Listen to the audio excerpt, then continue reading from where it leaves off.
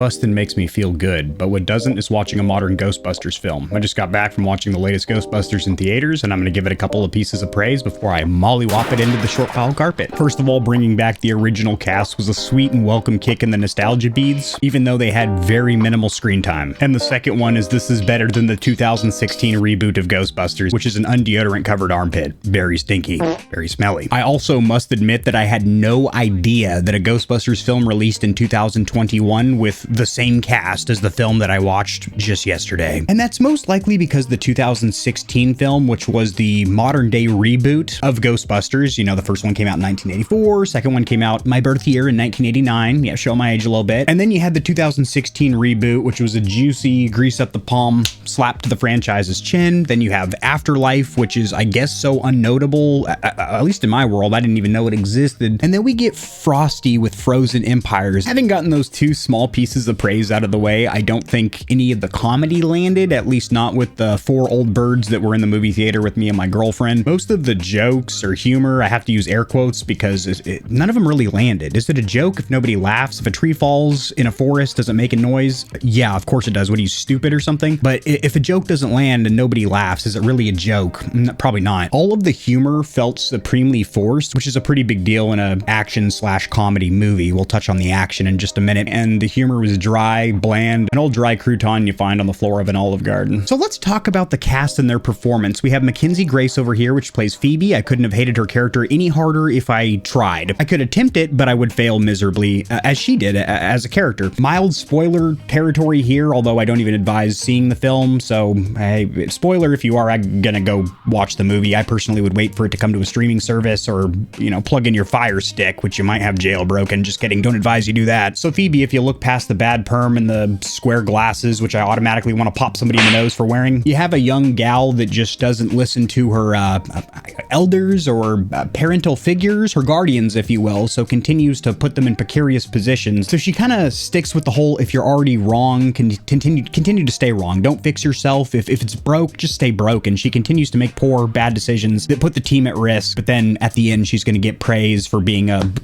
great member of the team. She's one of the primary characters, spends some of the most time on screen, and as I hate her character the most, every line, every joke that again didn't land. And real quick, I do want to point out two little wonky technical issues that we were having that kind of put a damper on our viewing experience, although it had nothing to do with the movie itself, and that is the fact that it seemed like there was kind of a dark theme on the screen, like everything was a little bit darker than it should have been, kind of a night mode or something. The second one was being we had no audio, no sound for the majority of the trailers, but it came on before the movie started, so I wasn't watching it like a silent film, no audio or anything like that. Melody, she's listed as the second most important character in the cast over here. Incredibly forgettable. She plays a ghost, and she came and went, floated through me like a ghost. No need to even talk about her character, but fuck, we will. Introduction of the villain. The main danger for the team is going to be Phoebe with her whack perm talking to Melody, trying to make a friend with a ghost over here. Moving on to Finn Wolfhard, which we all of course know from Stranger Things. Liked him there, don't like him here, as his character seemed like kind of a little bit of a twerp. He just turned 18, so he's got to remind people 3 or 4 times, hey, I'm 18, I'm an adult now.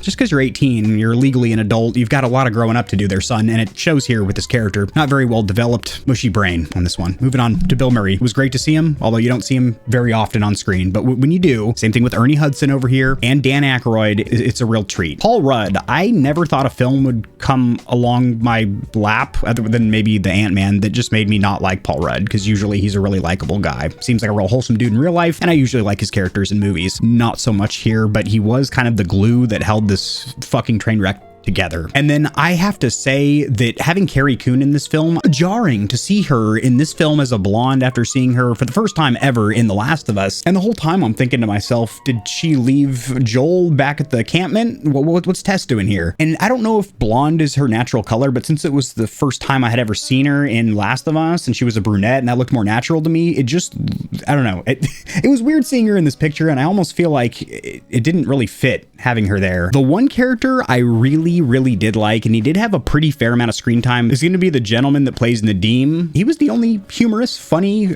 adding comedic value character. I thought he was funny in a really silly, kind of wacky way. But it just seems to me like every single one of these modern characters, not the OG from Ghostbusters 1 and 2, not you, not you, and not you, but all of these other modern characters. Unfortunately, even Paul Rudd's character with Mr. Gruberson, should be Mr. Gooberson because he's a fucking goober, is piss poor. And then you've got Carrie Coon over here who just feels out of place in the universe. Annoying character, obnoxious character, unrelevant, not important character, but brings in the villain. This gentleman right here is the only redeeming factor to watch this movie, and I don't recommend seeing it in theaters. Save your money and wait for it to come to video. Having said all that, I had a great time going out to the movies with my girlfriend. It was a fun time, but the movie itself was pretty piss poor. So how's the public reception? Well, not too goddamn good. It says 6.4 out of 10 on IMDb, which is a lot higher than I was anticipating. 43 on Rotten Tomatoes. That's a little bit more in line with my review, as I'm going to go ahead and give it a 4 out of 10. And then Metacritic over here with 46 percentile as well. I have a hard time getting behind Metacritic reviews because a lot of times they're all over the place. There's review bombing for both sides, positive and negative. Well, technically the word review bombing means bad, but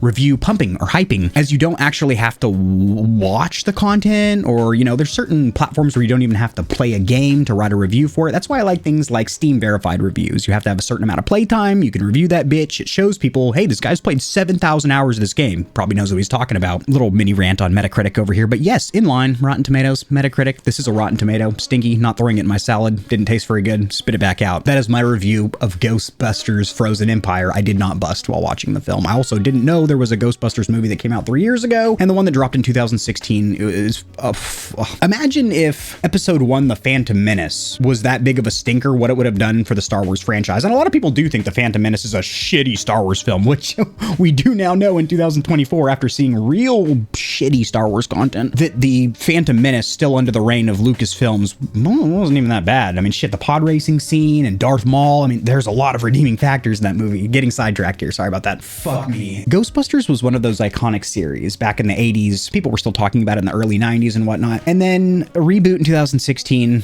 did not work out, did not land. And I want to talk about the action now. We talked about the comedy, now let's talk about the action, things like the fight sequences and CGI and stuff like that. It actually didn't look very good. In fact, it actually looked a little bit under budget compared to previous Ghostbusters films, including the 2016 Stinkfest. And the main demon or villain, the monster, they made that bad boy so much fucking scarier than they had to be. If there's any small children in the audience, they're going to be pissing their pants all the way through the cushion of the theater seats down to the floors, soaking down to their ankles. They made that bad boy kind of like a mix with Vecna, but with crazy horns. But there's no real inherent danger because one of his powers, the main thing that he does to F up the real world, is shoot ice spikes through the ground, which sounds so, you know, kind of cool. But there's no, not only gore here, I almost said gore system like it's a game or anything, there's no gore portrayed on the big screen, but there's also, nobody actually gets hit by those ice spikes. So it's kind of like, oh, okay, you're just shooting magic blindly, you're not hitting anything. Are you even a dangerous villain? Not really. And I just thought that something could have been done really cool there. Granted, this is a PG-13 film, so it didn't need to be like somebody gets split in half with an ice spike or anything like that, but it could have showed maybe minimal blood or just somebody getting impaled with a icicle, because where's the danger of ice spikes shooting through the floor if it's not getting stabbed with them through the butthole? Having said that, none of the action except for the very final sequence, the very final CGI cut with the